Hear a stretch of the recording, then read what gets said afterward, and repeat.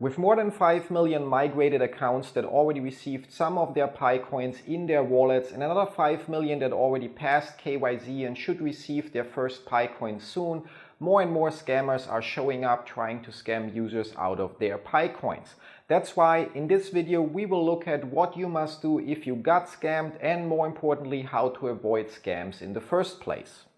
But before we get to that, as always, let's get the usual disclaimer out of the way first. Everything I share in this video is my personal opinion and in no way financial or professional advice. You should always do your own research, consult certified professionals, draw your own conclusions and make your own decisions.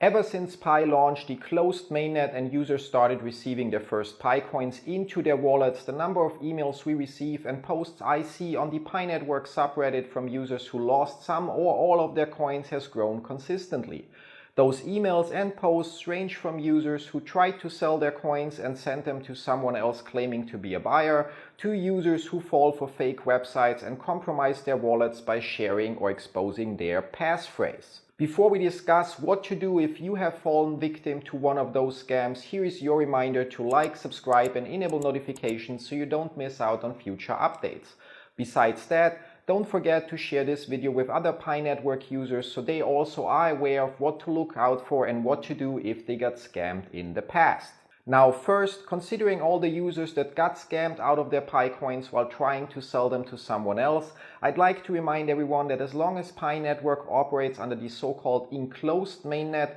trying to sell your Pi coins for other cryptocurrencies or fiat is a violation of Pi network terms and can result in the permanent ban of your account. So for those among you who are desperate to already get something in exchange for their Pi coins and don't want to wait any longer for the launch of the open mainnet and for Pi network to be supported by at least one major exchange, you should instead spend your Pi coins at any of the many vendors that already accept Pi as a currency, like for example the 2 vendors I reviewed in my past videos that you can check out by clicking on the card up here or by following the links in the video description down below. This way you don't risk getting scammed and are at least actively contributing to show that Pi has a use case and gets accepted as a form of payment.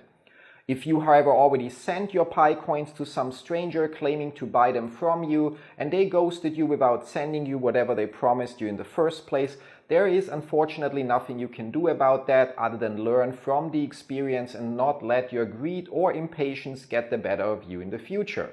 But looking at the bright side, in that case you at least only lost the coins you sent to the scammer and your wallet is still secure, so you can still receive coins from future migrations without worrying about your wallet being compromised. However, if you entered your wallet's passphrase on a third-party website or shared it with someone else, the situation is a bit different because in that case your current wallet is compromised and whoever you gave that passphrase to can now use that wallet and also steal coins you receive in future migrations.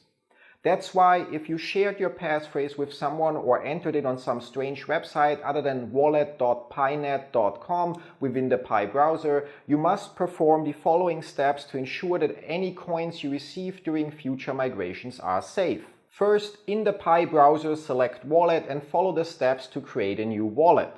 Make sure to back up the passphrase for your new wallet somewhere secure because it is the only way to access your wallet and if you lose it, you cannot recover it. Second, open the Pi Network app and go to the mainnet and mainnet checklist in the menu. There select step number 3 and confirm your new wallet by entering your new passphrase in the text area on the screen.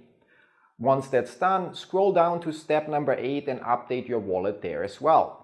Any coins you receive in future migrations will be migrated to your new wallet and will be safe there as long as you don't make the same mistake twice. That's it. While there is sadly no way to recover any coins that have already been moved from your old wallet, you may want to set yourself a reminder for the day any coins locked up in your old wallet are supposed to unlock and then try to send them to yourself before whoever compromised your wallet gets to steal them as well on that date. And to avoid falling victim to scams like this in the future or in general, it is important that you always double check the domain you visit ends on pinet.com, like for example wallet.pinet.com. Domains like walletpinet.com without the dot before the pinet.com part, or wallet.pinet.xyz, which don't end in .com, are always operated by scammers that imitate the look of the legit website and try to get you to enter your passphrase to steal your coins.